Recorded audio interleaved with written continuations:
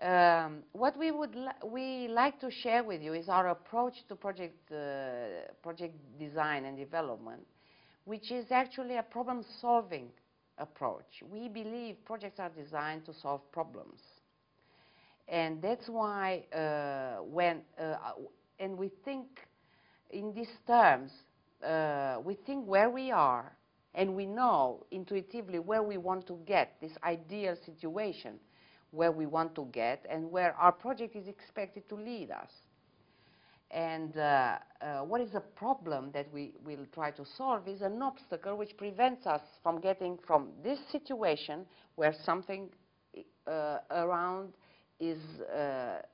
has to be changed because it's a need or a problem to a number of people, and the ideal desired situation in the future. So we believe that problems which are well analyzed and looked at are half solved, as is the common wisdom. So,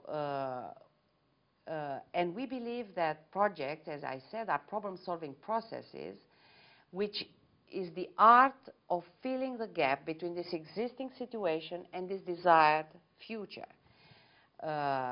Therefore, in your project, you will have to look at two sides of the coin, the existing situation, and analyze it in detail, and you will have to explain what is the desired situation, where do you aim to go.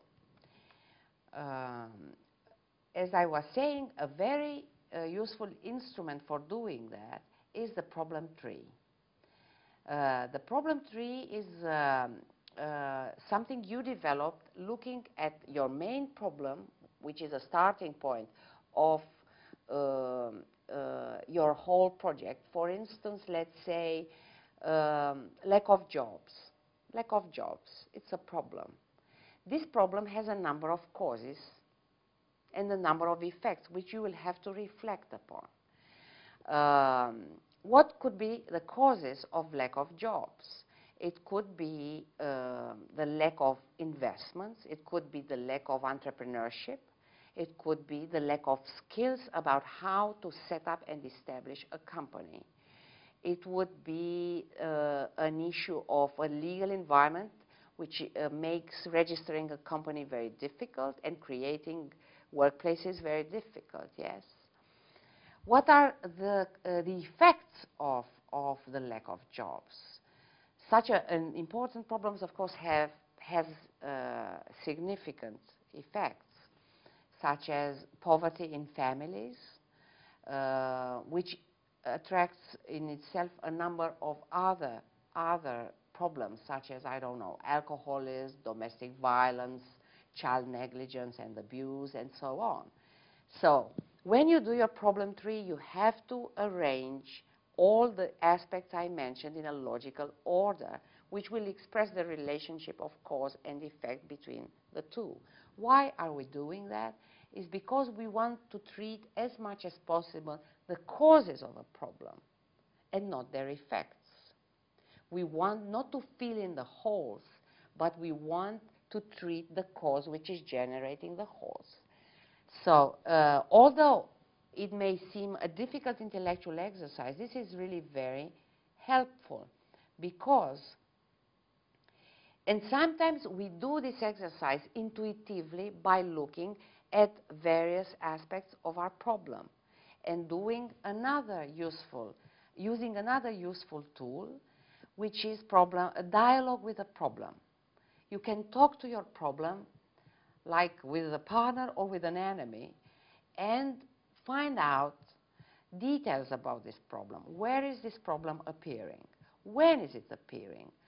Whose problem is it? And who should deal with that problem? Are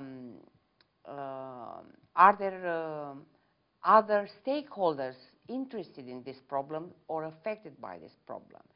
And this would lead us to another element of our project design, which is identifying the stakeholder of our problem, which will become the stakeholders of our project, yes? Looking at our stakeholders are persons, organizations, institutions, which have a stake in your problem an interest in solving this problem or are affected by this problem, it is critical to get their support for our problem issue. Yeah? So looking at our stakeholder will help us identify our partners as well.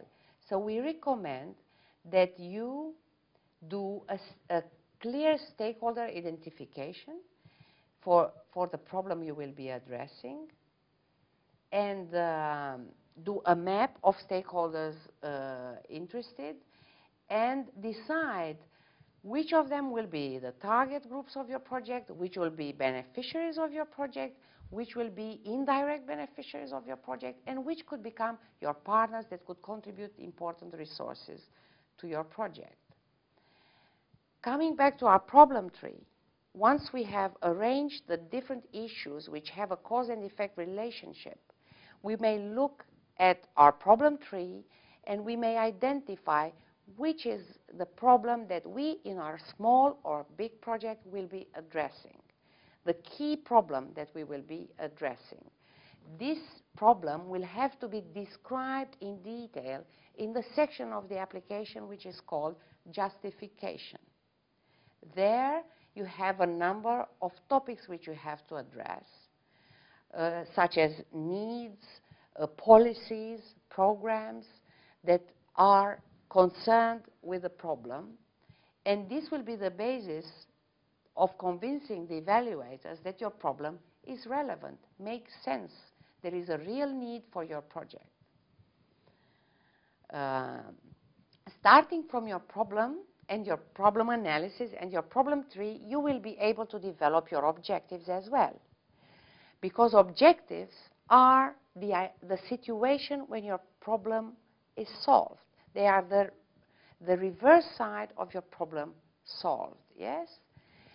Doing a mirror image of your problem tree transposing it into an objective tree, you will be able also to identify the outputs, which are the lower scale on your objective tree, the outcomes, and the ultimate objectives, which sometimes are called purposes or aims of your program, of your project.